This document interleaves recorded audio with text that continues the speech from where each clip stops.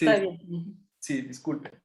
Bueno, segunda parte, después de esta orden de Tetis a Aquiles, se pone las armas, ahí se me pasó, porque también abajo, se ponen las armas y se asustan tanto esta cuestión de las armas divinas, que los mirmidones se aterrorizan al ver a Aquiles, entre asombro, maravilla y terror, y truenan, dice Homero, truenan las armas, y los mirmidones salen corriendo. O sea, el mismo grupito comandado por Aquiles no soporta, ¿no? Y se van corriendo.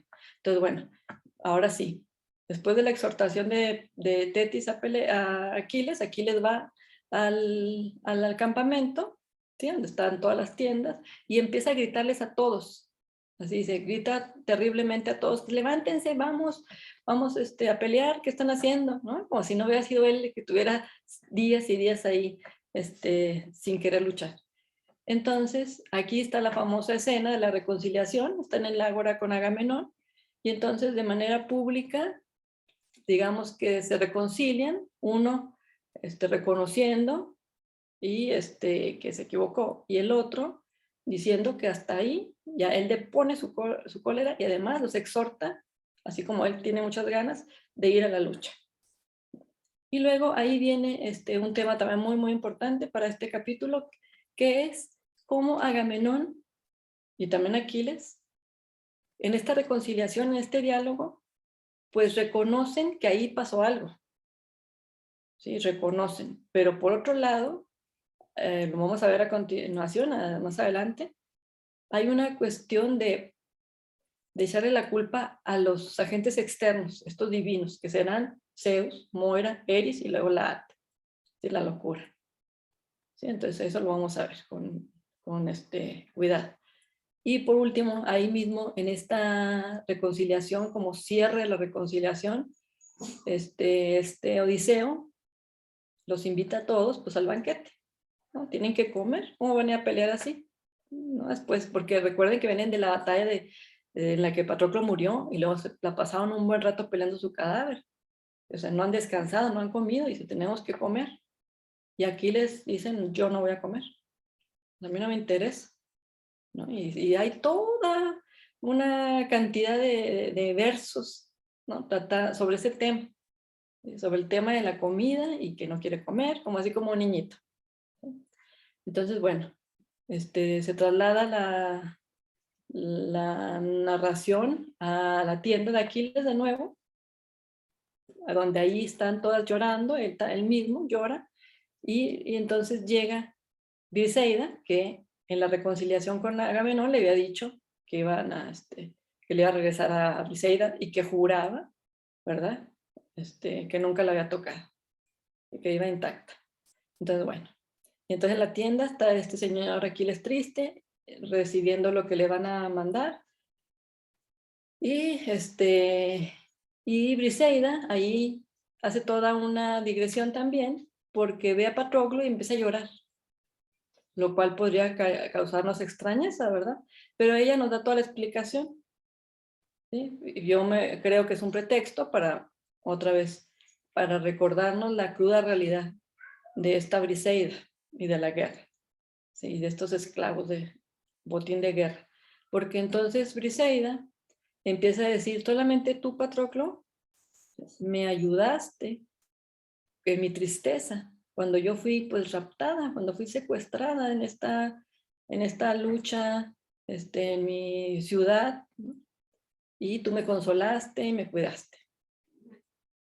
Entonces empieza a llorar y ahí están todas las otras mujeres que también son esclavas y empiezan a llorar. Y nos dice Homero, acordándose cada una de sus tristezas. O sea, no era por Patroclo, sino que este duelo por Patroclo, en relación a Patroclo, era un detonante para que todos los demás, en este caso Briseida y todas las mujeres cautivas de guerra, lloraran por su propia pena, por su propia cuitas, dice Homero, por sus propias tristezas, por su propio dolor. ¿Sí? Entonces, la memoria ahí, o porque usan el verbo de la memoria, como en este sentido, ¿no? Como en que no se nos olvide que esta memoria de esta guerra la teníamos también en voz de estas mujeres cautivas, e incluso de las mujeres que se quedaron en sus casas. Ellas nos van a contar esto. Entonces, bueno, el tema ya no se está viendo, ¿verdad? En la pantalla. No sé si será por el internet, Jesús. Ya. Entonces, ahí otra vez el tema repetitivo, hasta pareciera un tema como muy pedestre, ¿no? La comida y la bebida, pero vamos a ver que no es así. Hay otra vez toda una lucha para convencer a Aquiles de que coma y beba, ¿no? Entonces él vuelve a decir, pues no voy a comer, a mí no me interesa. ¿Cómo voy a comer con el cadáver de mi amigo aquí? ¿No? Y entonces empieza a hacer todo un recordatorio. Dice, ay, Patroclo, y fíjense la frase que dice, me duele más que si, o sea, tu muerte me duele más que si se hubiera muerto mi propio padre. Entonces, yo creo que no es nada más por la relación familiar, sino por esta hipótesis que yo les manejaba hace varios cantos, de cómo la muerte de Patroclo en realidad tiene que ver con la muerte de su padre o con su padre mismo, con Peleo, ¿sí? Como lo vamos a ver hasta el final de la Ilíada. Entonces me parece que esa alusión a que es más doloroso, es como si se hubiera muerto su padre, pues tiene que ver con esto. Y luego hace una referencia al padre de Patroclo, otra vez, porque no lo puede llevar, a su propio padre y, sorpresa, a su propio hijo, Neoptólemo. Resulta que nos enteramos en la Ilíada que Aquiles, así tan jovencito como es, tiene un hijo. ¿Sí? Entonces no sabemos si esa es una interpolación, ¿verdad?, de la Ilíada, o no se puede saber, pero ahí está. Así tal como ya nos pasó la Ilíada, se dejó esa mención a su hijo Neoptólemo para decir que qué tristeza que nadie lo va a poder cuidar tampoco. Sí, o sea, es un dolor por el padre, por el hijo, por el nieto. Y luego usa esta palabra griega, pote, que es muy bonita, que es muy, ¿cómo les diré? A mí es la palabra que yo diría que define la Odisea, la siguiente obra. Pote es la añoranza. La mamá de Odiseo se muere de pote por su hijo Odiseo, porque pues tiene 20 años sin verlo, sin saber si va a regresar. ¿Sí? Entonces esta añoranza, incluso le llaman nostalgia, traducen a veces, ansias, las ansias de ver a alguien, ¿sí? Y se puede morir, en el mundo griego se puede morir de esto. Pero bueno, ese es otro tema, es el tema de la Odisea, ¿verdad? Pero bueno, me parece importante que lo señala Aquiles respecto a Patroclo. Eso es lo que siente con un muerto, esta añoranza, ¿sí? Que es, pues de alguna manera, es la descripción del duelo, la parte que se te va con el muerto, tu propia parte de tu vida, ¿sí? La que compartieron. No solamente lloras por el muerto, sino por ti, que se muere lo tuyo con esa persona. Es esa añoranza, ese querer que volviera a pasar y que no va a suceder. Sí, pero bueno, y ahí otra vez una repetición. Los ancianos empiezan a llorar, dicen otra vez como memoria ellos de lo que dejaron en sus casas, de esta añoranza. Bueno, después de esto hay una pequeña desviación al Olimpo, ¿verdad? Porque está Zeus preocupado porque no quiere comer Aquiles, ¿ven? O sea, les digo algo que parece tan de como si fuera un niñito, ¿no? Que no quiere comer. Entonces, y le dice a Atenea, ve y rocíalo de ambrosía, esa comida que es, ese alimento que es divino, de los dioses. Y Atenea dice, Homero nos recuerda que Atenea no quería a Aquiles, ella estaba con los troyanos, y a regañadientes tuvo que obedecer y fue y le roció ambrosía a Aquiles para que no tuviera hambre. Bueno, Aquiles se viste con las nuevas armas ahí, o más bien ya se había vestido, ¿verdad? Al principio, pero ahí lo que sucede es que empieza a agarrar la espada, la lanza, y ahí hay una frase que también recuerda mucho a Odiseo, esa lanza que solamente él aprendió a blandir, ¿no? Dice Homero. Pero bueno, esta parece una frase hecha. O sea, pues era nada más de él, era su esencia.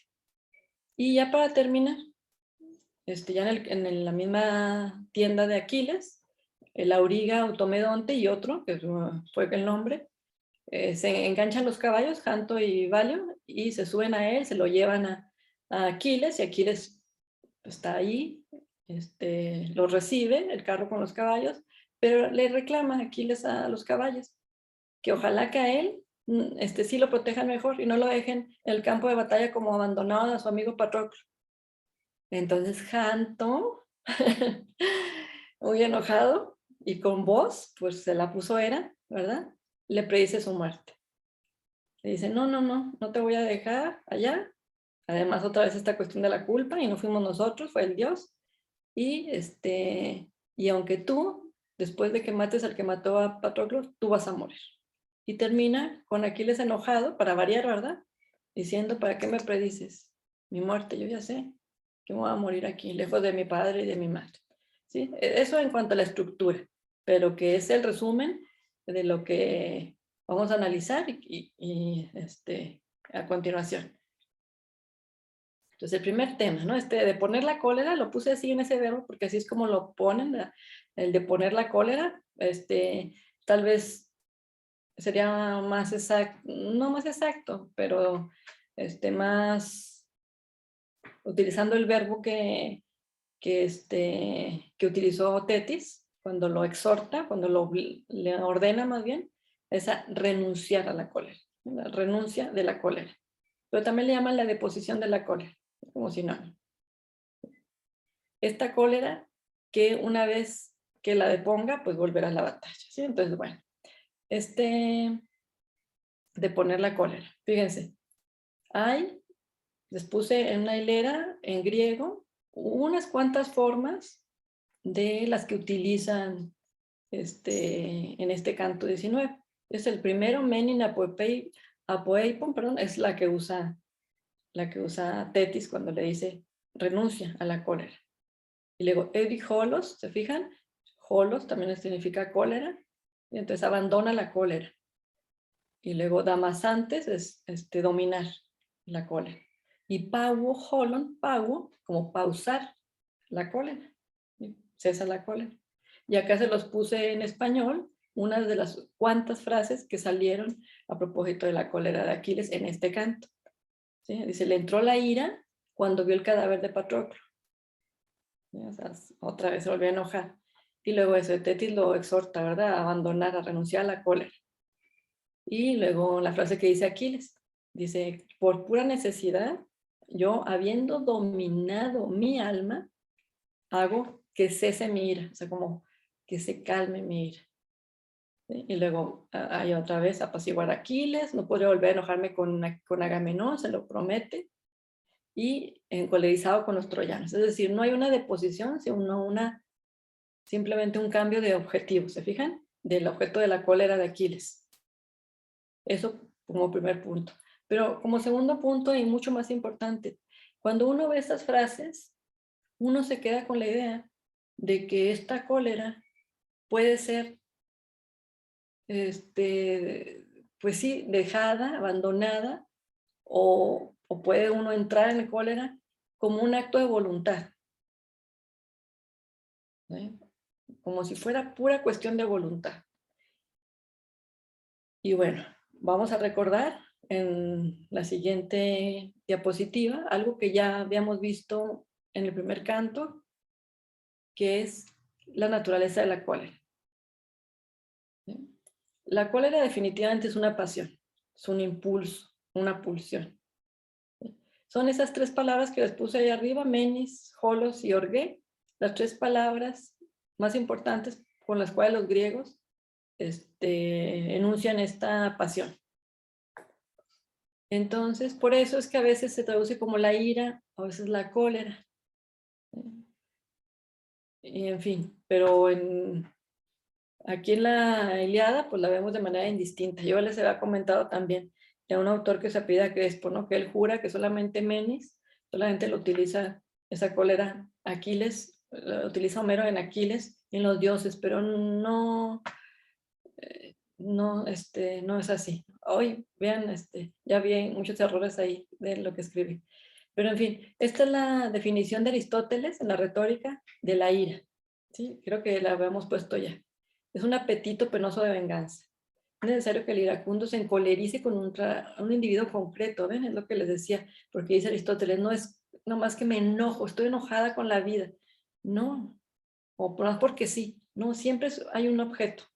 ¿Sí? Entonces, y además es porque le hayan hecho algo o le van a hacerle, vean, está todo mal escrito ahí, hacerle a él mismo o a los suyos. ¿Sí? Y luego por último, además a toda ira, dice Aristóteles, le sigue cierto placer. Pero en fin, lo importante aquí es que está bajo el rubro de las pasiones que define Aristóteles, ¿sí? En la retórica, la ira o la cólera como una pasión. Y luego la que sigue, también ya se las había puesto, es parte de lo mismo, de un seminario de Jacques Lacan, ya yéndonos a las áreas de psicoanálisis, que se llama el deseo de su interpretación, y él define la cólera, ¿sí? Definitivamente es una pasión. Entonces, y esta segunda cita, la de abajo ahora, que es una continuación, vean, como dice, ¿no? Es una reacción ante una decepción o el fracaso, que es lo más importante, de una correlación entre un orden simbólico y lo real. Es decir, lo que el hombre espera o cree que debe ser o que es, e irrumpe la realidad tremenda. ¿Sí? Y en la tercera cita está la continuación y es como la explicación completa. Es la cita que les digo que a mí me gusta mucho. Dice, lo real, la cólera ocurre cuando lo real llega de golpe. Lo real es la terrible realidad, o sea, el hecho, lo que nos hace encolerizarnos. En el momento en que nosotros hemos hecho una muy bella trama simbólica, o sea, creemos que somos, ay, los más amados, el mejor profesor, el mejor no sé qué. Dice, o todo va muy bien, el orden, la ley, todo funciona. Así es, ¿no? Así tiene que ser. Si yo estudio, voy a tener trabajo. ¿Sí? Entonces, nuestro mérito, nuestra buena voluntad. Pero uno se da cuenta de golpe de que las clavijas no encajan en los pequeños agujeros. ¿Sí? O sea, de que a esa persona que nos hizo encolerizarnos, con su acto nos dice, no, aquí tu trama esa bellísima que tú te has hecho en tu mente, pues aquí yo te digo, no, para mí no vales nada, toma, tú no tienes trabajo, y en fin, todo lo que puede pasar, lo que ustedes se puedan imaginar cuando uno se encoleriza. Y es exactamente lo que le pasó a Aquiles. Él sabe que es uno de los mejores guerreros. Por lo tanto, le habían dado un gueras, una parte del botín que le correspondía a ese valor. Y entonces de repente, ese es su simbólico. De repente se lo quita Aquiles, Agamenón, perdón. Entonces de golpe, y nadie lo defiende, pues se encoleriza. Pero bueno, eso sí suponemos que es Aquiles, que realmente, como ya nos dimos cuenta, Aquiles solamente siguió las órdenes de su mami, ¿sí? De Tetis. Entonces, pongamos más bien esta cita en la vida de Tetis. ¿Sí? A ella, ella es una diosa, imagínense, su simbólico es que ella es una diosa real. Y de repente la casan con un mortal. Y de repente le nace un hijo mortal. O sea, ¿qué más golpe de realidad puede tener? ¿Sí? Y se encoleriza. En fin, entonces, sigamos. La siguiente cita, fíjense, la puse ahí, porque tiene que ver con un artículo que yo hice de la Ilíada, que se llama Literatura y Acto, el regreso a la batalla. Ahí, ese artículo es un resumen de todo lo que nosotros estamos viendo. ¿Sí? Por eso no se los había dicho, pero ya si a alguien no le ha quedado claro algo, quiere ver alguna cita específico, porque obviamente pues las citas que están ahí no las puedo leer aquí, no las puedo ver todas, pero de ahí está sacada esta cuestión. En el artículo lo que yo estaba intentando decir es que uno cree que los actos humanos, que lo que uno hace, las decisiones que toma, son del ámbito de lo racional, ¿no? Entonces, que esta deposición de la cólera de Aquiles o de Tetis fuera del orden de lo racional, ¿sí? Entonces, y que simplemente las decisiones son racionales y así actuamos. La embajada Aquiles en el capítulo 9 nos demostró que no sirvió nada. Razones que le dieron, argumentos que le dieron, regalos que le prometieron, historias literarias que le narraron a Aquiles, y nada hizo que él se moviera un centímetro. Es decir, nada logró que depusiera su cólera, ni nada logró que volviera a la batalla. Nada logró ese acto. ¿Sí? Entonces, primero les pongo lo de la cólera en el sentido de ubicarla en el terreno de la pasión. ¿Sí? Entonces, ¿cómo se puede uno quitar una pasión de ese tipo? O de las pasiones en general. O pausarlas, como dicen los mismos griegos. Detenerlas. ¿Se puede? O simplemente como Aquiles, la mudó a otro objetivo. Bueno, en ese sentido, les pongo este esquema de los actos y las palabras. Porque una cosa es lo que uno hace y otra es lo que uno dice. ¿Sí? Es decir, ustedes se han fijado que respecto a la cultura griega se ha repetido infinidad de veces este famoso pasaje del mito a logos o mitos versus logos. En realidad el versus de mitos va con erga, la palabra que tienen ahí arriba. Erga cae mito. Mitos, acuérdense que significa palabra. Y para los griegos lo opuesto a palabra es el hecho, el acto. Lean los ergas. ¿Sí? Entonces, aquí este esquema que es de Lacan, en este artículo que pongo abajo, ¿verdad? El tiempo lógico y el acepto de certidumbre anticipada, él nos explica que en realidad los actos humanos no son del orden de la voluntad ni de la razón. Y él lo define así en este esquema lógico, y que tiene 3 momentos. El primero le llama instante de la mirada. Ustedes imagínense Aquiles pensando, ¿vuelvo o no vuelvo a la batalla? O como nosotros, ¿dejo o no dejo mi cólera? ¿O regreso o no regreso a la batalla? ¿No? Y luego viene el segundo momento, que es el tiempo para comprender. Y es donde uno pone toda la lista de pros y contras. ¿No? El caso de Aquiles. Pues si no regreso a la batalla, van a seguir matando a mis compañeros. Pero si regreso, pues permitiría que la ofensa de Agamenón. Pero si no regreso, van a matar a todos y no se va a cumplir el destino de que yo muera aquí. Porque si regreso ahorita, voy a morir viejo en mi casa. ¿Se dan cuenta? Todo ese momento para comprender que nos sucede a todos en los momentos de decisión de si vamos a hacer algo o no. Y al final, dice Lacan, este momento, si se fijan que es del orden de lo racional, el segundo, es interrumpido por un tercer momento, que se llama el momento de concluir.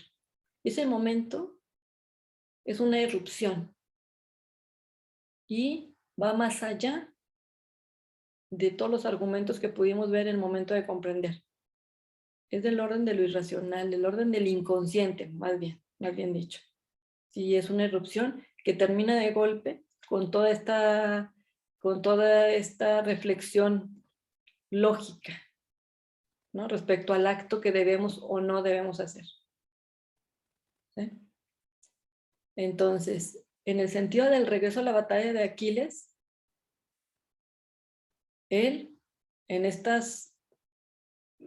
embajada, ¿no? Y en estos argumentos que le daban, que él pudo haber estado ahí moviéndose en la cabeza a ver si le convenía o no le convenía, lo convencían o no, son interrumpidos por un aparecerse de Aquiles, pero así sin pensar. ¿En qué momento? El momento en que le matan a Patroclo. ¿Sí? O sea, los actos no tienen que ver con una voluntad del 100%. ¿Sí? Y entonces la siguiente. Este señor Sigmund Freud, ¿verdad? Fue el que nos heredó este esquema del aparato psíquico, del yo, el superyo y el ello. Sí, el ello como una instancia, que si se fijan en la siguiente, Jesús, el ello es una instancia que contiene esto que conocemos como inconsciente, como unas manifestaciones inconscientes de las cuales está formado nuestro aparato psíquico. Todo esto se lo estoy diciendo y muy rápido para que vayamos ubicando esta deposición de la cólera y este regreso a la batalla de Aquiles. ¿Sí? ¿De qué tipo de orden es? Pero lo que sí les digo es que no es del orden de lo racional. Nosotros tenemos esta conciencia y este inconsciente, estas cualidades del aparato psíquico. Entonces, bueno, con esta información, en el orden de la psique, y con esta información de ubicar la cólera en como una de las pasiones, perdón, o sea, que no tiene que ver con la razón, vamos a la siguiente para entrar al tema que desde el canto 9 les había anunciado, que es el regreso a la batalla. Aquí les tendría que deponer su cólera para poder regresar a la batalla. En las primeras citas que yo les ponía, o más bien frasecitas, donde usa estas frases que tienen que ver con la cólera, yo les decía, parece un acto de voluntad. ¿Sí? Entonces, yo estoy tratando de ubicarlos y de decirles que aunque la voluntad sí tiene cabida en nuestros actos también, dice también Freud, la voluntad es muy pequeña, pero hay voluntad. Pero el inconsciente es mucho más fuerte, mucho más grande, mucho más poderoso. Entonces, en ese sentido, es esta cuestión del regreso a la batalla. ¿Qué es entonces? ¿De qué orden es, ¿sí?, este regreso a la batalla de Aquiles? Tiene que ver con la muerte de Patroclo, lo decía ya. Y tiene que ver con esta frase del canto 9, con la que cerramos esa vez el análisis de la sesión y con la cual yo quiero iniciar esta. Que es una frase que para mí es el resumen, que me parece bellísima y que concreta, que resume toda esto que yo les quiero contar acerca de las pasiones y de los actos. Y es cuando Diomedes, decepcionados todos los otros griegos de la embajada, porque no les hizo caso a Aquiles con ninguno de los argumentos, ni ninguno de los premios, ni ninguna de las historias, y todos quieren regresar a sus ciudades ya, y Diomedes dice, no, yo no me voy a ir, yo voy a seguir combatiendo. Dice, y Aquiles ya combatirá, cuando su timos en el pecho lo impulse y Teos lo levante. ¿Sí? Entonces, creo que es en estos dos términos griegos, el timos y el teos, ambos, del orden de más allá de la razón, por decirlo de alguna manera, que es este regreso, que tiene que ver con Patroclo como símbolo, su nombre, como una metáfora de lo que tiene que ver con la gloria de su padre. Por otro lado, como este desdoblamiento del cual hablamos, es decir, la muerte de Aquiles en la muerte de Patroclo. ¿Sí? Eso es lo que realmente lo hizo volver a la batalla. Entonces, bueno, vamos a analizar, fíjense, este pedacito, estos versos, hay quien los traduce que combatirá, Aquiles combatirá cuando su alma, dice, o cuando su alma en el pecho lo impulse y un Dios lo levante. Yo creo que es una traducción incorrecta, ¿sí? Porque no es un Dios, es Dios lo levante. ¿Sí? Entonces, vamos a ver cuál es la diferencia. En la siguiente diapositiva, ahí les puse Timos y Teos, nada más transliterado. Fíjense, aquí tengo en el artículo que les menciono, de literatura y acto, el regreso a la batalla, muchas citas en relación a esto de la definición de Timos que trabaja Hernán. Cuando Jean-Pierre Hernán trabaja en su capítulo esto del cadáver ultrajado, trabaja mucho toda la terminología que tiene que ver con el cadáver, con el cuerpo, muerto, por supuesto, y demás. Entonces, yo les leeré alguna de las citas, ¿sí? Pero en resumen, esta que les ponía aquí, esto que les pongo aquí de Bernal, la página 18, tiene que ver con timos y con otras palabras que se le parecen, que son de la misma categoría. ese menos, ese nos o nus, ¿no? Como, como el cerebro, éter, el cardía, corazón, fren, como la mente, y luego hace referencia al cuerpo, esto me fue también ahí, hace referencia al cuerpo tanto en sus aspectos más vitales, impulsivos, emocionales, como reflexivos y sapienciales. Eso dice Bernat. Dice, todos estos términos, incluido el timos, todos ellos son una serie de vocabulario, de una lista de vocabulario que pertenece a la misma definición, al mismo uso, pues. ¿Por qué? Recordemos que en la Ilíada todavía no se tiene muy claras ciertos términos, todavía no existen ciertos conceptos que un poquito más adelante ya van a tener claro los griegos y que nosotros vamos a heredar, como el alma, por ejemplo. ¿Sí? Timos es una palabra que en realidad significa impulso, ánimo, ¿sí? Aliento vital también. Es decir, eso que tenemos en el cuerpo y que los griegos ya se daban cuenta que cuando alguien se moría, se expiraba. Algo del orden del espíritu se salía o se terminaba. ¿Sí? Entonces, déjenme ver si encuentro una cita. Bueno, entonces, timos es eso. Aunque en el diccionario ustedes van a encontrar que uno de sus significados será alma, eso fue posterior, porque dicen muy claramente los que trabajan vocabulario léxico en el griego. En Homero no podemos todavía, todavía no existen, todavía no podemos afirmar que tengan esta concepción de alma, tal como la va a tener ya Platón, o tal como la tiene Freud, por ejemplo, o tal como la tenemos nosotros. ¿Sí? Simplemente son palabritas que más o menos se van acercando intuitivamente a eso que ellos creen, ¿sí? Que denominan, en este caso el timos, que tiene que ver con ese impulso que viene del interior, que nos hace hacer cosas, ¿sí? Ese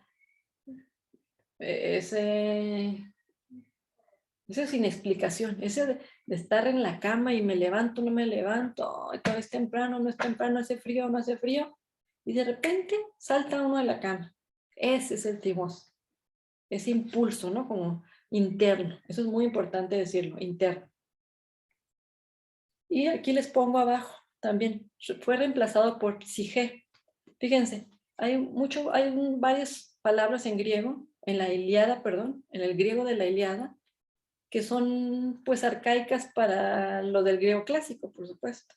Entonces, no significa que no existía la palabra más moderna, en este caso, psige. A ver, voy a otro ejemplo que también hemos visto, mitos. Yo les decía que mitos significa palabra. Y su sinónimo es logos. Bueno, pues logos también aparece en la Ilíada, ¿eh? No vayan a pensar que no. Pero por varias razones que podría yo darles, se utiliza más mitos que logos. Y la ironía, bueno, la paradoja es que a un futuro, en el mundo ya más racional de los griegos, logos sustituyó a mitos. Digamos que más bien la eclipsó. Obviamente con una historia ahí prejuiciosa de que el mitos, como se le ligó a la tragedia, a la literatura, pues entonces tenía que ver con algo falso. Sí, o sea, ahí hay una historia de prejuicio por la cual logos fue dominando y se fue quedando como la única palabra para definir lo que es la palabra griega. Y mitos desapareció, o por lo menos se quedó como este concepto que se reduce simplemente a historias, no, los griegos no decían mentirosas, ¿verdad? Como nosotros, sino simplemente historias ahí del colectivo, literarias. Y entonces hasta parece arcaico usarlo en la época de Platón. Bueno, pues timos es exactamente lo mismo respecto a psige. todo el tiempo vamos a ver la palabra timos y uno la ubica en el terreno de Homero, ¿no? Y psique también lo utiliza Homero, muy poquitas veces. Tampoco, bueno, también se traduce o la traducen a veces por alma, lo cual también dicen, ¿verdad? Los traductores no es correcto porque no existe todo el concepto de alma. Psique es un sinónimo de timos, el sentido del aliento vital, del ánimo, del impulso, eso que nos mueve como humanos, como cuerpo vivo. Tanto que el verbo psijo significa respirar. ¿Sí? Entonces, no era el concepto este ya moderno de alma. Sin embargo, en la época de Platón, psique reemplazó a timos completamente. Más bien, subordinó timos a la psique, como vamos a ver ahorita un poco más adelante. O saben qué, de una vez, Jesús, la siguiente, por favor. Y ahorita regresamos a Teos. Cuando les digo que lo subordinó, es en este sentido. Platón o Sócrates son a quienes debemos la famosa teoría del alma. Aunque en realidad ellos la retoman ya de Pitágoras, ¿sí? Del terreno religioso, de los misterios. Pero bueno, la formaliza en el sentido filosófico Sócrates. Y en resumen, es esto que les pongo aquí en esta diapositiva. ¿Sí? Dice Sócrates, el alma se divide en 3 partes. Con una de esas partes, bueno, primero dijo que se dividía en 2 partes, y así lo dice muy claramente, lo racional y lo irracional. ¿Se dan cuenta? El alma puede ser racional, un pedazo, y otro pedazo irracional. Y después detalla, dice, no, mejor vamos a hacerlo un esquema de 3 partes. La primera de esas partes del alma, nuestra alma, es con la que el hombre conoce. O sea, ahí estaría la parte racional. Pero hay otras 2. No sé por qué no quedó ahí. Ajá. Ah, sí. La segunda es esta, con la que se encoleriza, esta parte irracional, ¿sí? Donde estaría la cólera, por ejemplo.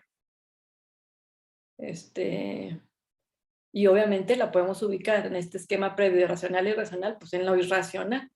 Y vean la palabra que utiliza, timutai, de timos. ¿Se fijan?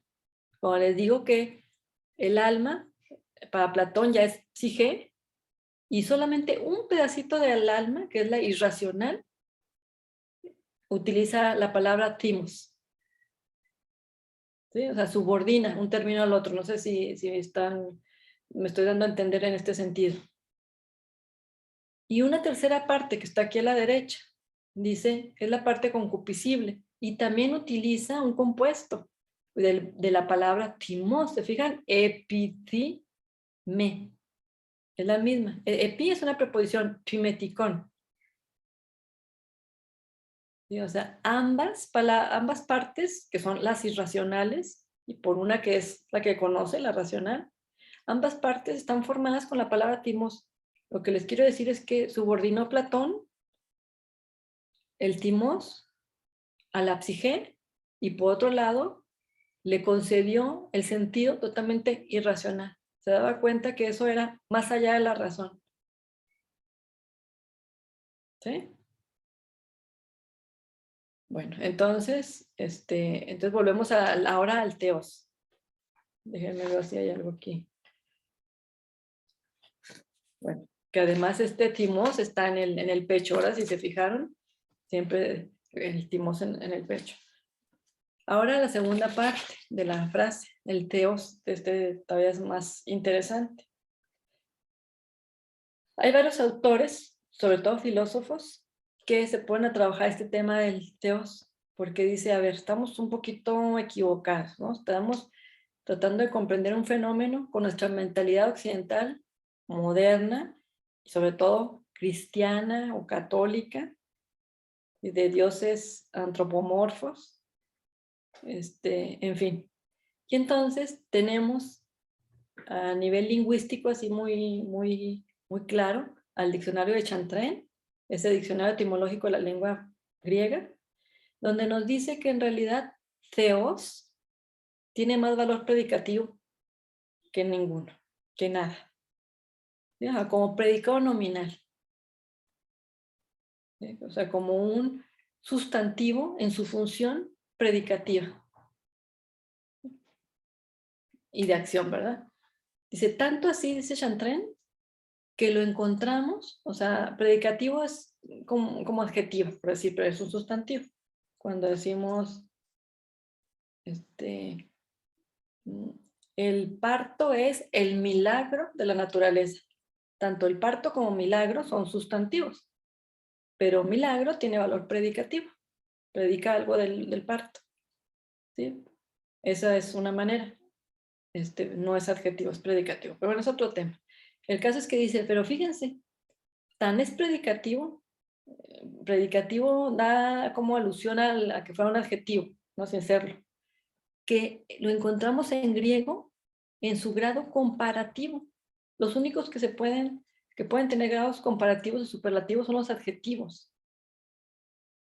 Y cuando decimos más sabio que, o el más sabio, más más feo que, el más feo.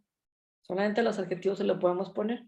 Bueno, los griegos, esa terminación de más que o el más que, se lo hacían poniéndoselo a la misma palabra con una terminación que es teros. Si se dan cuenta en el texto, teóteros, teros, se le ponía el teros a cualquier palabra. Sofó, teros, más sabio que.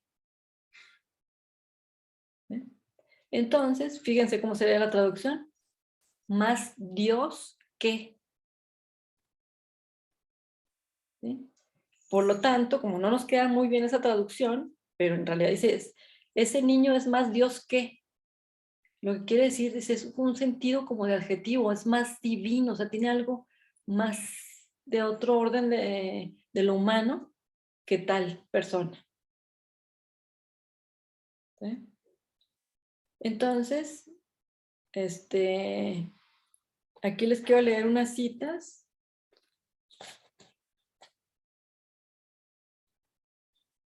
Quiero repetir. Bueno, primero esta que está aquí de Guthrie, ¿verdad?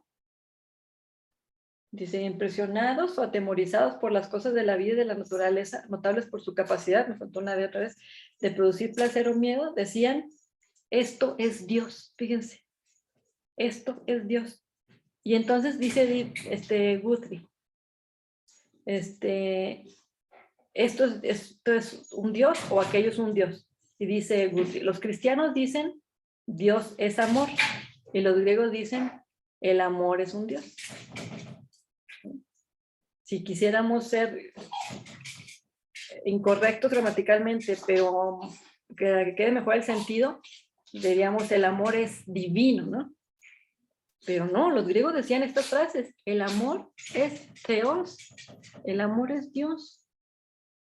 ¿Sí?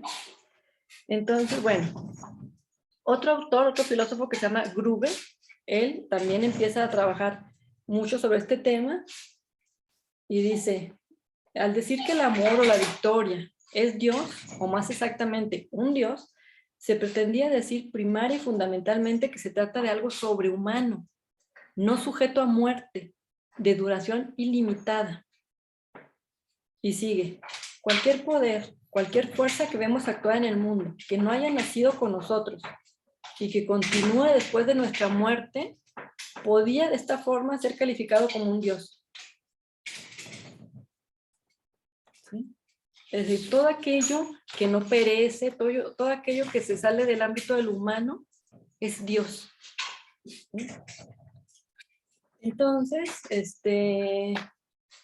dice el mismo autor, en el terreno de la filosofía, dice, no solo cabía aplicar el adjetivo divino a algo más grande y más duradero que el hombre, sino que incluso el sustantivo theos era usado continuamente de una forma tan imprecisa que no es posible traducirlo como Dios sin caer en un cierto sinsentido.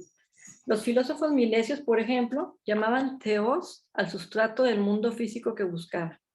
Entonces dice, estas frases que parecen tan enigmáticas en la filosofía física dice, puede ser leídas de otra manera. Y entonces la cita de este señor de Gruber dice, así que cuando Tales decía, Tales de Mileto, que el mundo está lleno de dioses, es posible que quisiera decir solamente que está lleno de agua. Sí, acuérdense que él es el que dijo que el agua era la esencia del universo, pero él, Tales, usa la frase, este mundo está lleno de dioses, o sea, de como de lo divino. ¿Sí? Entonces, bueno, y ya para terminar, dice este señor también, dice, Eurípides llega a decir que reconocer amigo es un dios. O sea, también, o sea, no solamente en la filosofía lo vemos, ¿no? Sino también en la tragedia. ¿Sí? Y aquí continúa.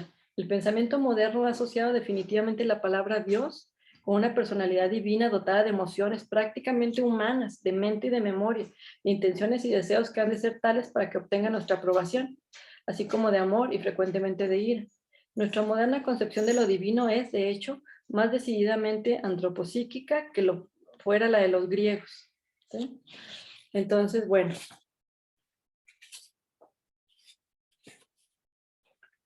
entonces, en la frase esta de Diomedes, de que ya se levantará o dejará su cólera y volverá a la batalla Aquiles cuando Timón lo impulse y Teos lo levante, está hablando de este Teos, no de un dios, no de Zeus. Recuerden que en la época de Homero todavía está muy reciente la llegada de las invasiones europeas, es decir, la llegada de estos dioses olímpicos, estos dioses que sí están hechos a imagen y semejanza de los humanos. Pero si algo sabemos de los griegos, o de las, más bien de las concepciones griegas pre-indoeuropeas, es que hay cuestiones súper interesantes, ¿no?, desconocidas para nosotros, y que no las hemos sabido leer, puesto que las leemos con nuestras concepciones ya modernas, pero no solamente, ya no digamos modernas, digamos clásicas, griegas clásicas, platónicas para acá. Por eso yo siempre insisto, leer de Platón hacia acá no nos cuestiona nada, porque no podemos observar los errores, no podemos observar los huecos en esas teorías, en esos pensamientos que hemos heredado de los griegos a partir de Platón, racionalistas. ¿Por qué? Porque como lo actuamos, no podemos ser críticos tan fácilmente. Pero lo que está muy interesante es lo que podemos encontrar de los fenómenos griegos antes de Platón, porque nos dan otra idea que tiene que ver con otras culturas. Esta a mí me hace pensar más en la cultura oriental, y a ver si más adelante Erika se anima a decirnos toda esta cuestión que una vez me compartió muy interesante del Teos y el Timos en otra cultura, ¿verdad? En la cultura de la India. Y pero ¿qué tiene que ver con esto? O sea, cuando decimos que podemos ser religiosos sin ser cristianos, sin ser católicos, sin ser protestantes, sin ser musulmanes, es porque el término de ser religioso es mucho más amplio, mucho más antiguo. Y es lo mismo en el terreno del Dios. Yo puedo creer en Dios. De hecho, cuando hay quien a manera de juego me dice, no, tú eres muy ateo, yo sí creo en Dios, yo sí creo en Teos.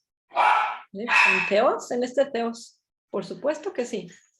Yo sí creo en esta frase de Diomedes, de que nuestros actos son de esta naturaleza no racional y que tiene que ver con un impulso interno, porque el timos es interno, como lo acabo de decir, pero el teos es esta entidad externa que vemos fuera de lo humano, eso en la cita queda muy claro, que reconocemos como más allá de lo humano, externo a nosotros, divino,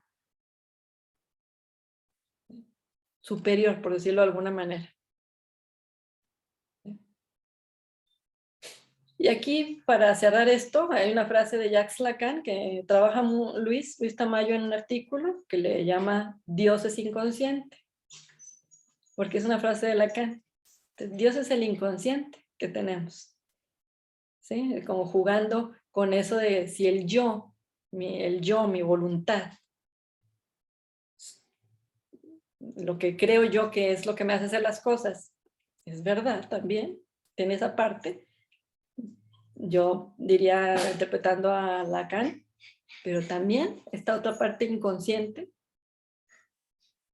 también es una suma que nos lleva a actuar. ¿Sí? Entonces, bueno, vamos a continuar.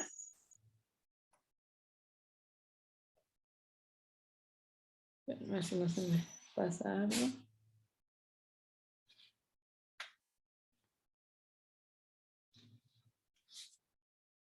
Bueno, esta parte, que espero que no haya sido muy confusa, si al final podemos profundizar o aclarar, en fin, pero quise como cerrar esta parte en el sentido de que lo que, digamos, para reafirmar lo que he querido decir. Voy a dejar la cólera, que parece voluntaria de parte de Aquiles, que nos da la impresión de que nosotros podemos, con nuestra propia voluntad, dejar atrás nuestras pasiones. Es cierto, como dice Freud, la voluntad también se necesita, pero es mucho más pequeña. Es más lo inconsciente, o digámoslo de otro territorio, lo irracional que nos hace hacer las cosas. ¿Sí?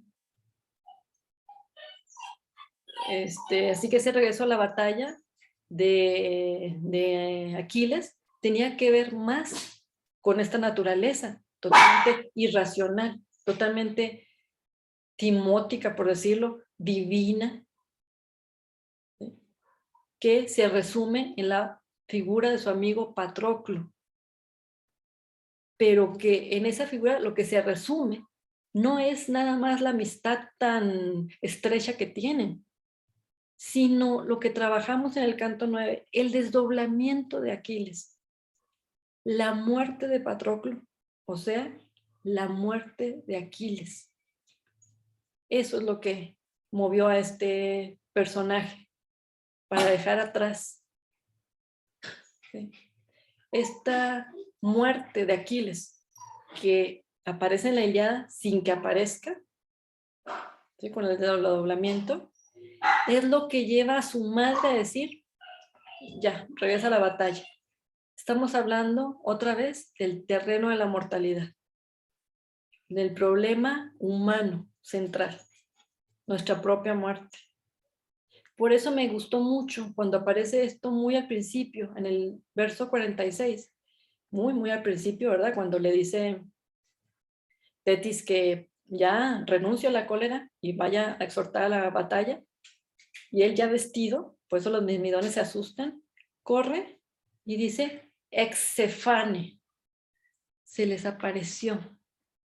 El verbo es faino. Faino significa mostrar, mostrarse, pero no usó esa Homero, usó exefaino. Se les apareció como una aparición, ¿se dan cuenta? Yo cuando lo leí, o sea, me encantó porque yo creo que lo que hemos estado tratando de decir aquí es que la muerte de Aquiles ya está, ya es un hecho. De hecho, así termina el canto. Cuando muere Patroclo, muere Aquiles. Por eso este cambio de Tetis. ¿Sí? Entonces me gustó esta frase porque me recordó esta del canto 23 que vamos a ver cuando matan a Héctor, que es bellísimo, ese canto es de los mejores. Cuando yo les comentaba que hay una frase al estilo de esta de Aquiles se les apareció, como una aparición, que en el canto 23 de la muerte de Héctor dice, y como en un sueño, Es decir, dice un autor que se llama Kadare, Ismael Kadare, dice, a lo mejor Héctor ya estaba muriendo, agonizando. Por eso esas frases que se le salen a Homero de, como en un sueño, hay que escucharla. Realmente lo que nos está relatando ya era nada más un sueño, una alucinación de Héctor, porque ya está en los últimos segundos de su vida. Así me da la impresión esta frase, ¿no? De que Aquiles se les apareció, porque realmente es una aparición, ya está muerto. De hecho, está muerto desde que fue a la Ilíada. De hecho, todos estamos muertos desde que nacimos, ¿verdad? Pero bueno, entonces, pero esto era como para cerrar, ¿sí? Como una reafirmación de lo que les dije del canto 9. La naturaleza del regreso a la batalla y de la deposición de la cólera, si es que la hay, de Aquiles, es en el ámbito de lo no racional, en el ámbito de lo no argumentativo, de los no recompensas, de los no regalos, de los no literatura. Por eso el artículo se llama Literatura y Acto, porque cuestiono el poder que tiene la literatura en nuestros actos de día a día. ¿Sí? Por eso quien observe la literatura desde el punto de vista didáctico, moral, pues puede seguirlo haciendo. Pero en realidad los actos que hacemos, que realizamos, nos sobrepasan y no tienen nada que ver con estos consejos que pudiéramos o mensajes que pudiéramos extraer de la literatura, porque la literatura no está para eso, para empezar. ¿Sí? Pero bueno, son lecturas que se hacen, que hacemos los lectores, pero que yo digo en el artículo, es una empresa vana, ¿verdad? Porque la naturaleza psíquica nos muestra que nuestros actos van más allá de la razón. Bueno, entonces, este tema que acabamos de ver, así muy brevemente, está ligado a otro en el mismo canto, que a mí me hacía mucho ruido, me hace mucho ruido. Si hay algo que se dice, se repite muchísimo en respecto a la Ilíada, y respecto al mundo que nos deja ver la Ilíada, es el determinismo. O sea, los griegos eran deterministas. Y entonces uno piensa, bueno, primero hay que entender qué es determinismo. Determinismo en el sentido de que los dioses o el destino ya tiene todo escrito para mí y por lo tanto no me debo mover porque haga lo que haga, va a suceder. O, si esto es así, o sea, esa es la categoría en la que entran los griegos, en este determinismo total. Sin embargo, me parece que esta frase de Diomedes va más en el sentido de la corresponsabilidad, de un determinismo que tiene que ver con el determinismo heideggeriano.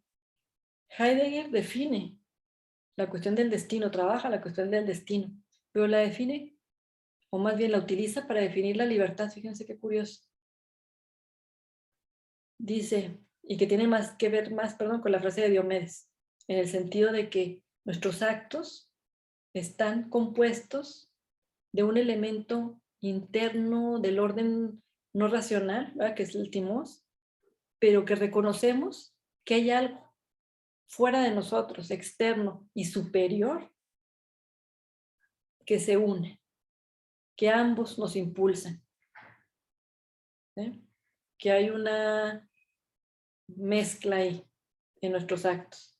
Pero eso también lo dice Crespo, dice, los griegos, reconocen que en cada acto hay un humano, pero hay un Dios siempre atrás. Siempre le dan, digamos, ese beneficio, ¿sí? Le dan ese crédito al Dios.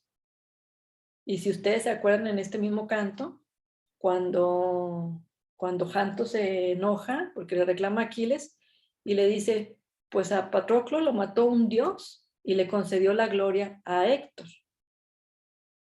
¿Sí? Es decir, y a ti, le dijo, a ti Aquiles también te va a pasar lo mismo, porque recuerden que Aquiles lo mata a Apolo y lo remata a Paris. y el crédito se lo dan a pares. ¿Sí? Es decir, como una confirmación de esta frase de Diomedes. Sí, creemos que lo hacemos nosotros, pero detrás de nosotros siempre hay algo del orden divino. ¿Sí? Entonces, hasta ahí me parece que concuerda. ¿Sí? Que tiene más que ver con esta libertad heideggeriana que les decía que, curiosamente, Heidegger define la libertad como el reconocimiento y aceptación del destino. ¿Sí? Por eso repite esta frase que dijo Goethe, que a la vez repitió de Píndaro: llega a ser lo que eres, o sea, tu destino ya está, hazlo. Eso realmente es vivir en libertad en términos heideggerianos. Sin embargo, aquí hay frases en este canto donde este determinismo, a la manera de la libertad heideggeriana y a la manera de la frase de Diomedes, parece más un acto de irresponsabilidad de ciertos seres. ¿Por qué lo digo? Por las siguientes frases, fíjense. Estas son las moiras, esa foto son las moiras. Vean la siguiente diapositiva. Está ahí Zeus, ¿verdad? Y están estos personajes que se enunciaron en este canto, en ese orden, ¿verdad? Los dioses, el destino, la Moira, Eris y Ate. Y si vemos la siguiente cita de Agamenón, que la dejé en griego, me fue. Cuando están reconciliándose, que llega Aquiles y dice: vamos a pelear todos ya no estoy enojado contigo. Y Agamenón le responde: sí, está bien, perdón, te voy a regresar tu botín y demás. Y dice: pero yo no soy el culpable. Dice: ego duc aitios, yo no soy el culpable, sino Zeus, sino Dios, perdón, Dios. Discúlpeme, es que Zeus no es Zeus, es Dios. La palabra Dios, sino Dios y la Moira y la terrible Eris, la discordia, disputa, y también, los cuales, perdón, o sea, yo no soy el culpable, sino los dioses y la Moira y la terrible Eris, los cuales a mí, ¿sí?, me aventaron en las mentes a la aguda Ate. ¿Se fijan? A la aguda Ate. O sea, ellos son los culpables, porque además pusieron a otra personificación que es Ate, la locura, en sí, en mi fresim, en mis mentes, dicen la traducción. En mi cerebro, en mi cabeza. Aunque dice Bernal que en realidad los frenos, o fresis, donde viene esquizofrénico, los griegos lo ubicaban más bien como en el estómago. Pero bueno, yo lo digo las mentes sí las imagino pues obviamente en la cabeza, ¿verdad? Entonces, Agamenón dice esa frase, pero vean la que sigue alrededor, el siguiente, perdón, este es el verso 86. En el verso 410, aquí lo dice idéntico. Nosotros no somos los culpables, sino el gran Teos y la Moira poderosa. O sea, yo no. Y por si fuera poco, la siguiente, el caballo, Janto, cuando le reclama a Aquiles, ¿verdad? Porque dejó a Patroclo y dice: ojalá a mí no me dejes. Y dice: no somos culpables nosotros los dos caballos, sino Teos y la fuerte Moira. ¿Sí? El hijo de Leto lo mató y le dio la gloria a Héctor.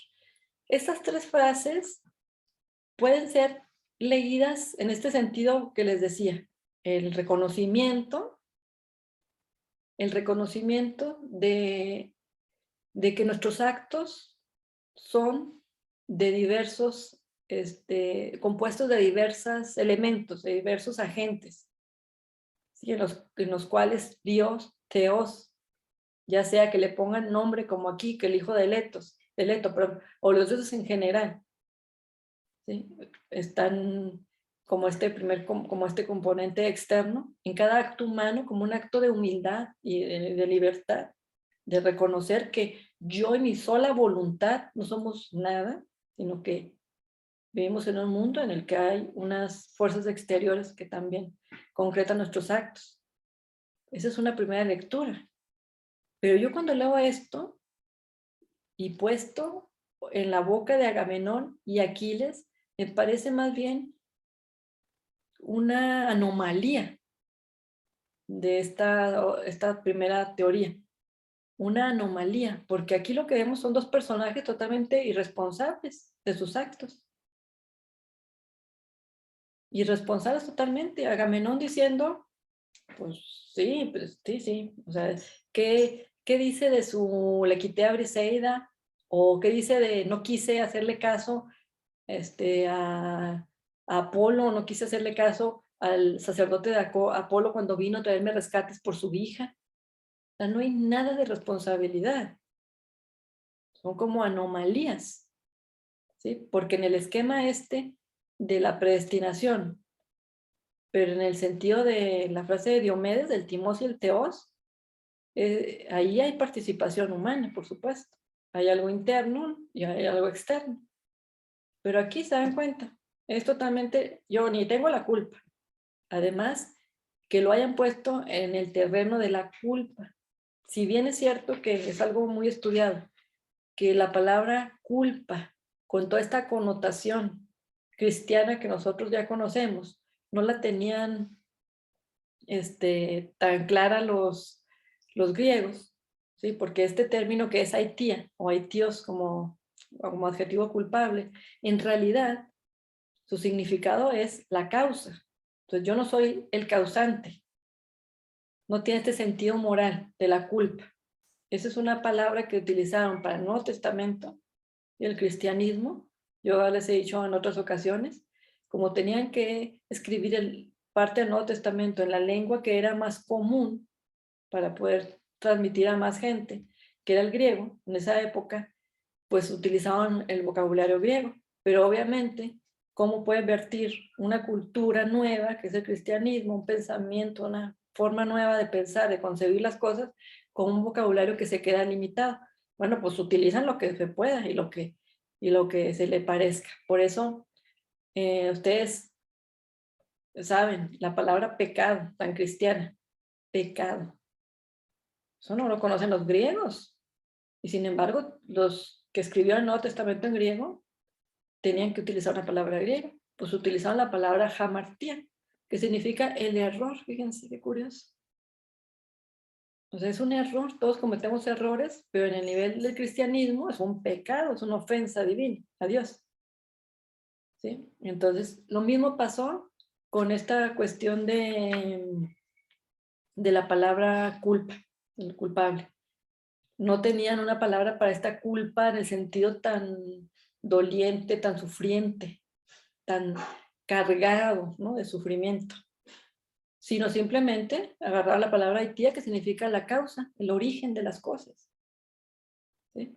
Sin embargo, a los traductores les gusta traducir como culpa, ¿no? Pero de todas formas, digamos, no soy culpable, no soy el causante, se está quitando total responsabilidad, tanto Aquiles como Agamenón.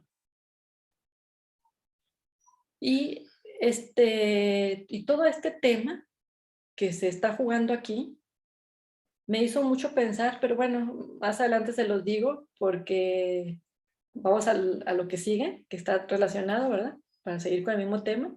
Estas figuras, estas son las moiras, pero la siguiente, por favor. El último personaje al que alude Agamenón, la Ate. A veces ahí se queda la palabra sin traducir porque es una personificación. En la época de Homero, pues se traducen como enajenación, pero hay un libro muy importante de Ruth Bader que se llama A quien los dioses quieren destruir, porque ella le pone ese título porque utiliza una frase que habían encontrado en una obra de Eurípides, que completa decía, a quien los dioses quieren destruir, les mandan la locura. Fíjense nada más, la locura es un castigo divino. Y eso en la tragedia bueno, pues es fuente de ejemplos, ¿no? Pero vamos al terreno de Homero, de la Ilíada. Esta Ate, la traducen como enajenación, ¿no? Como que no se animan todavía a ponerle este carácter de locura. Y bueno, vamos a ver rápidamente, Agamenón dice que él no es el causante de nada de lo que pasó, sino los dioses, las moiras, o sea, el destino también, y Eris, ¿verdad? Esa que fue la causante de la guerra de Troya, de la manzana de la guerra de Troya. Sino que ellos utilizaron un elemento que le mandan a los hombres como castigo para trastornarlos, que es la Ate, otra personificación.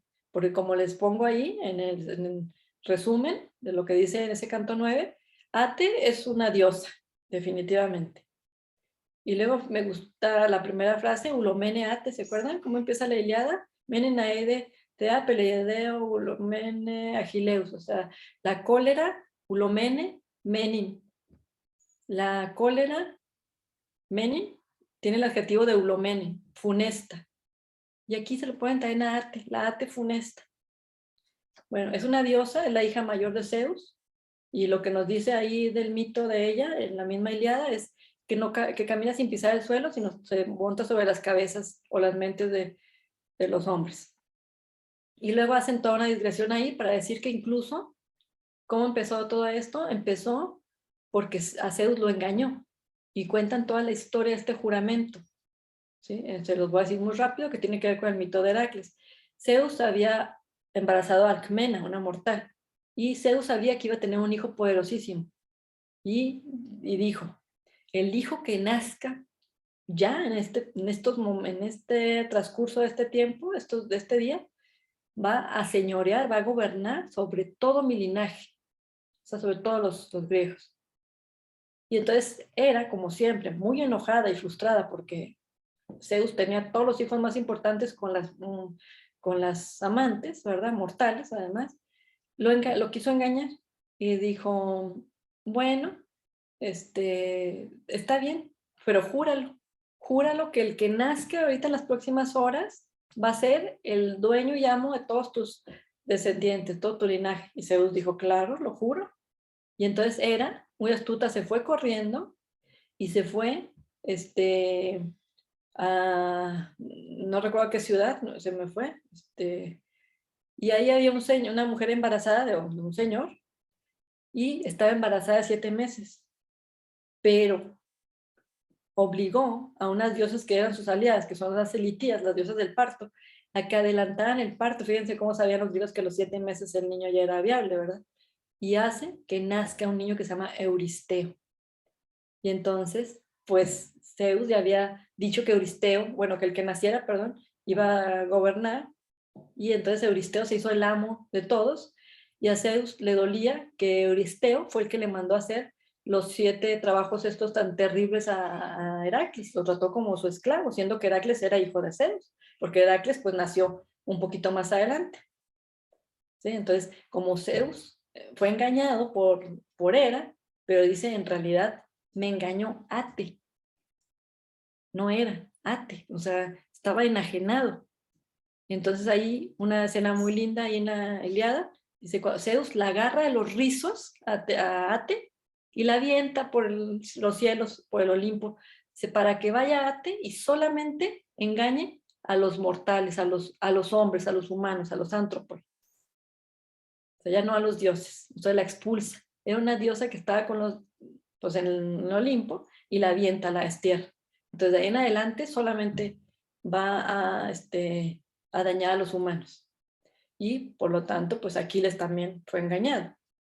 Bueno, esta Ruth Padel que les digo que hace un libro muy interesante sobre las figuras de la locura griega, casi por lo general en la tragedia, pero también trabaja lo previo.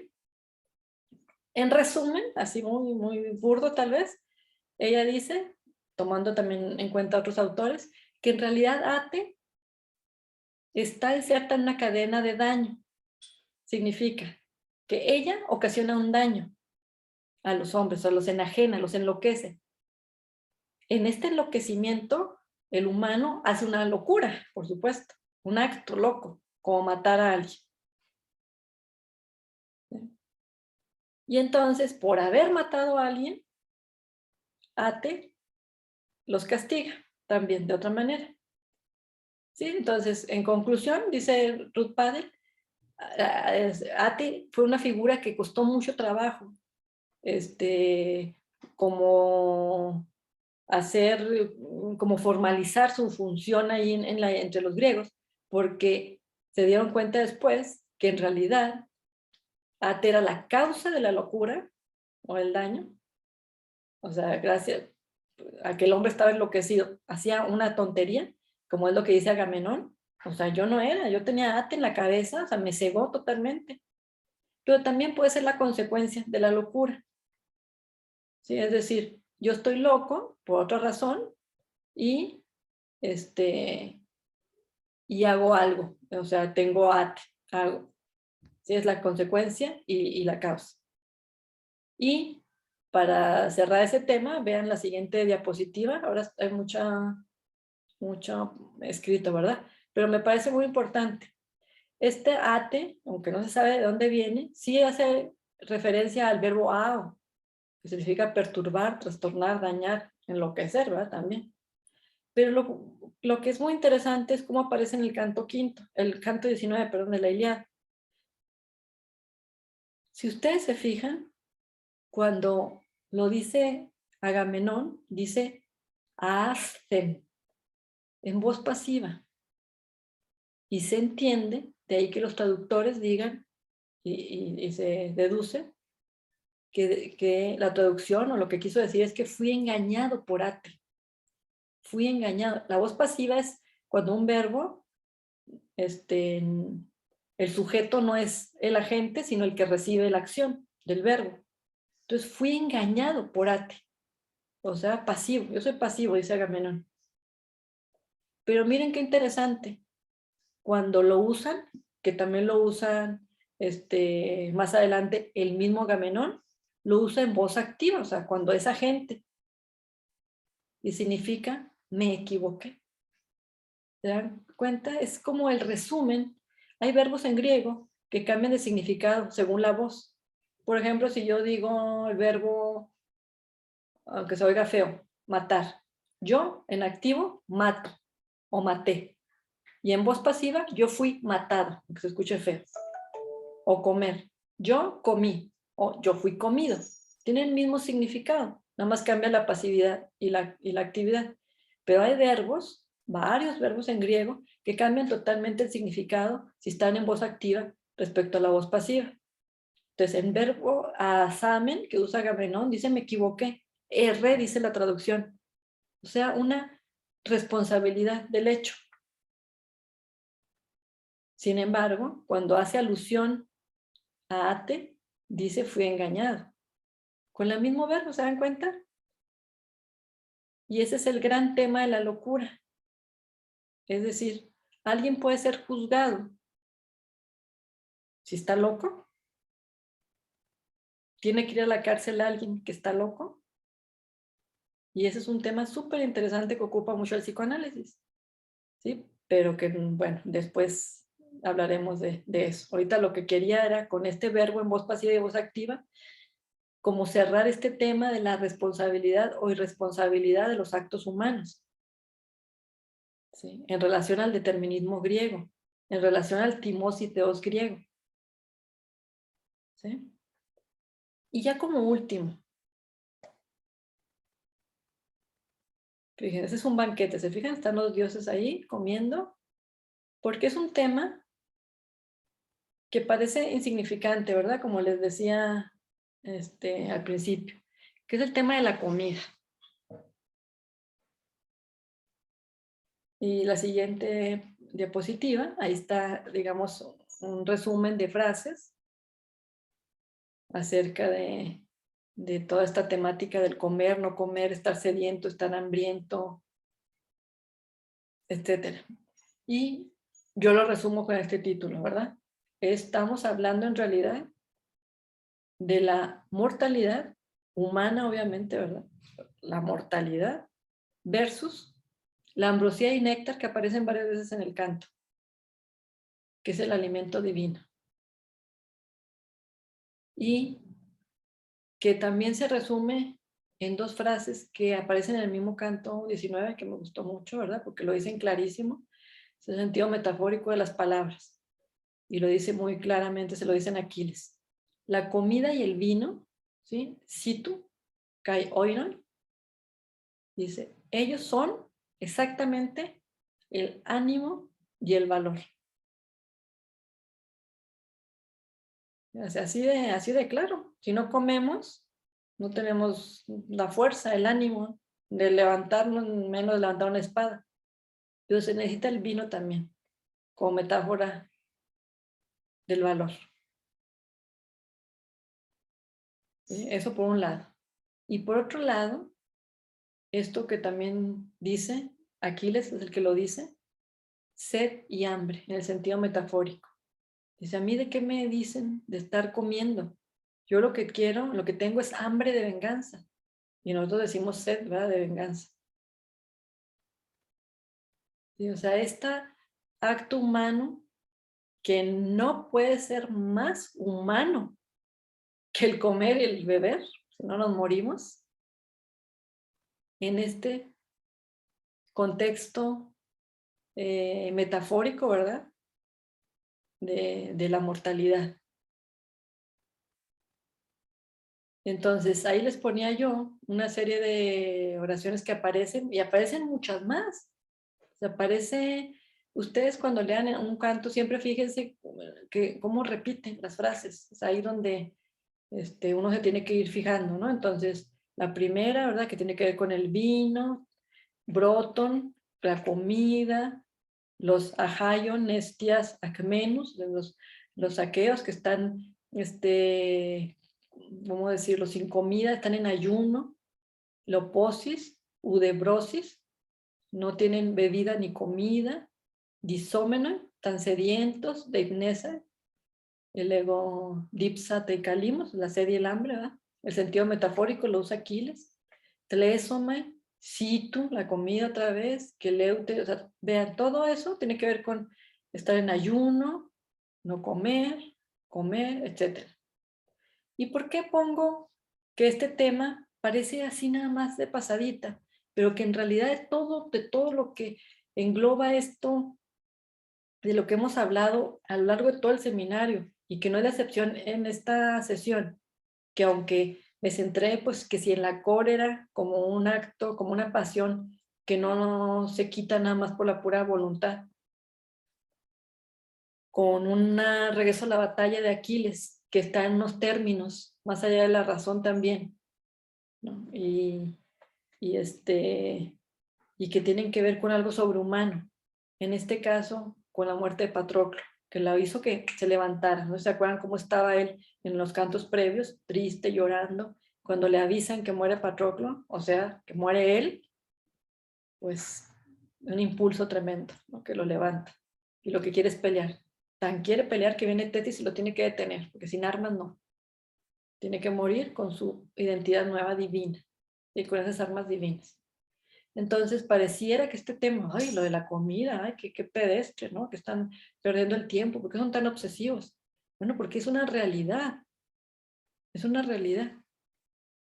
Y también es una realidad que ante los duelos, si ante un duelo, bueno, por un lado, ya saben, se hace en algunas culturas toda una fiesta de un banquete para comer. ¿Sí? En el Día de Muertos en México se le pone un banquete. Pero por otro lado, perdón, el que está en duelo, en otras posibilidades, lo primero que hace es dejar de comer. ¿Cómo alguien puede pensar en la comida cuando se ha muerto alguien tan importante? Cuando se está muriendo él también. Cuando se murió un pedazo de él con el muerto. Eso es lo que menos. ¿Sí? Pero por eso les ponía mortalidad versus ambrosía. Porque vean la siguiente y última diapositiva. En general, todo el canto, a mí me costó porque está lleno de resonancias. A mí me gusta mucho verlo en griego, porque Si bien la traducción a veces juega con sinónimos, en el griego es muy repetitivo. O sea, hasta parece que nos está gritando la misma palabra, que además palabras que tienen resonancias. Y aquí hay muchas. Pero yo estoy tomando nada más las que tienen que ver con esta temática particular de la comida. Brosis es la comida o la acción de comer. Nos salió en una oración anterior. Sí, brotos, el adjetivo, es el comestible, algo comestible, perdón. Sin embargo, hay otra palabra que tiene la O breve, ¿se fijan? Brosis y brotos es una O doble, larga, brosis, brotos. Sin embargo, hay una palabra que es brotos, más corta la O, brotos. Son dos palabras, o sea, pero que suenan prácticamente igual. Y vean la alusión a lo que hace, ¿sí? A brotos es lo mortal, lo humano. De hecho, al humano se le dice así, esto es un broto. ¿Sí? Entonces, esta alusión a la comida, con esta resonancia, que también en cualquier lengua las tenemos, en relación a lo mortal, ¿sí? Lo que les decía ahorita. Y por el contrario, vean la ambrosía y el néctar, que son los alimentos divinos. Esta ambrosía que le rocía Tetis al cadáver de Patroclo, esta ambrosía que le rocía Atenea a Aquiles para que no sienta, bueno, para que no se muera, porque no quiso comer. Bueno, esta ambrosía, fíjense bien, cuando queremos traducirla, pues no existe la traducción. Cuando ustedes vean una palabra, como ambrosía o néctar que está arriba, que son idénticas al griego, es que no existe la traducción. Es que no podemos saber qué era. O lo menos es de un origen curioso, por decirlo menos. Y piensen en mitos. Mitos se dice mito. Es porque no hay traducción exacta. La palabra catarsis,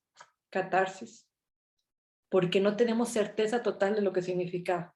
Entonces ambrosía, pues la traducen ambrosía, néctar, néctar. En realidad son transcripciones. Sin embargo, vean por favor las palabras derivadas de la palabra ambrosía. Ambrosios, el nombre Ambrosio, ¿verdad? Divino, inmortal. ¿Sí? La ambrosía es el alimento de los inmortales, ¿sí? Como contraposición al brotos, a la comida mortal, que es del mortal, que la necesita el mortal. Los dioses no. Y luego a ambrotos, ¿verdad? Como divino, inmortal, maravilloso. Y ambrotein, que lo usan en el verbo, en el canto, perdón. Miren qué chistoso, es raro equivocarse. Sí, bueno, ese me llamó mucho la atención. Pero por otro lado, el néctar. Néctar, si ustedes se van al diccionario griego, pues significa néctar. No hay nada que se le parezca. Pero la terminación tar, se puede reconocer, la tar se le tiene que quitar, porque el tar es un sufijo dialectal. O sea que nada más nos queda el nec. Y el nec, ahí sí, clarísimo. Hace alusión a la muerte. ¿Sí? Y nequis, necros, muerte o cadáver. ¿Sí? Entonces, esta ambrosía, este néctar versus el brotos, el alimento, ¿verdad? Está jugando, está haciendo alusión, haciendo resonancia en todo el canto con mortal, inmortal, mortal e inmortal. Todo el tiempo, ¿se dan cuenta? Como si fuera, pienso en una pieza musical. Como esas canciones, déjenme ver si me acuerdo cómo se llama, a lo mejor la han escuchado, que está, a ver si la encuentro, que aquí la tenía, es que se llama Scarborough Fair, que es una canción que está cantando una cancioncita muy linda, las vocecitas, parece una canción así como si estuvieran en una canción pastoril preciosa. Y abajo va otra canción al mismo tiempo. Abajo, o sea, en otro coro, y está hablando de una guerra que están pasando en ese momento, una guerra real en territorio inglés, y los muertos, los cadáveres, tal. Una canción muy bonita. Bueno, aquí la tengo, pero no creo que alcance a poner un poquito. Pero así me da la impresión en la literatura griega, que hay un tema que es el que aparece muy obvio, pero que no descartemos este que se nos está metiendo, así como haciendo ruiditos, y el de la comida, tan insignificante como parece, nos está recordando, mortal e inmortal, mortal e inmortal. Esto se trata, esto se trata el regreso de Aquiles, que no se nos olvide que se trata la Ilíada. Se trata de una Tetis, diosa, un hombre mortal, que tienen un hijo inmortal y que carga esa mortalidad, perdón. Entonces eso es muy fuerte. Y eso me parece que por eso no quería dejar de ver estas alusiones a estos significados del néctar con la muerte y ambrosías con lo inmortal, ¿sí? Y al alimento como muerte. Y ahorita recordé una cosa que se me pasó a propósito de la canción esta bella, que les digo que son dos canciones, una que nos da la idea muy bonita y otra está en la guerra y la muerte. Vi una película esta semana, que a lo mejor la vieron algunos de ustedes, que la tradujeron como Los Mellizos, o La Mujer que Canta. Me hizo pensar mucho en la Ilíada y en la cólera de Aquiles, porque ¿alguno de ustedes la vio? No se las quiero contar, pero bueno, voy a tener que no contárselas, pero espero no decir mucho, para que si la ven, no la vaya yo, no se las eche a perder. Me hizo pensar en la cólera y la responsabilidad, este tema que he tratado de hablarles hoy. Es una película donde la persona tiene mucho odio, donde el final puede ser terrible y puede continuar con una cadena, con sus hijos, con una cadena de odio y de cólera, de enojo tremendo. Sin embargo, es una película que nos muestra, como en el sentido psicoanalítico, cómo se puede deponer la cólera, cómo se puede acabar con esta pasión que es la cólera. Y no es al nivel de la voluntad, sino por la vía psicoanalítica, que es la que nos dice esta película. Y es reconociendo la responsabilidad de la persona que se dice ofendida, en este caso Aquiles, para que eso haya sucedido. Y esta es una película que corta con esa cadena de odio y de cólera que podría haber sido el final muy previsible y que termina de una manera preciosa, porque ella admite su responsabilidad en eso, en esos hechos tan terribles, y decide, ahí donde está el inicio de esa historia, en este caso ubiquémosla en Tetis, ¿no? Cuando están en la boda, en sus bodas, y ella, así como en el psicoanálisis, te sigues por ese camino de odio, diciendo pues el otro tal, o te vuelves, es como una vuelta al pasado, por eso dicen el psicoanálisis es una máquina del tiempo, te regresas a ese instante que te ocasionó la cólera, en este caso, y también el de la película, y te desvías un poquito, y ese cambio de posición implica que asumes una responsabilidad en eso, y eso te lleva a otra historia totalmente diferente, a un final diferente. Es una manera de poner la cólera, entendiendo la historia propia y la responsabilidad de uno en esa historia, ¿sí? En haber ocasionado esos actos, cosa que como vemos, pues Aquiles no parece tener mucho interés, ¿sí? Pero bueno, pues ya queda un poquito de tiempo por si alguien quiere decir algo o quiere que aclare algo un poquito más.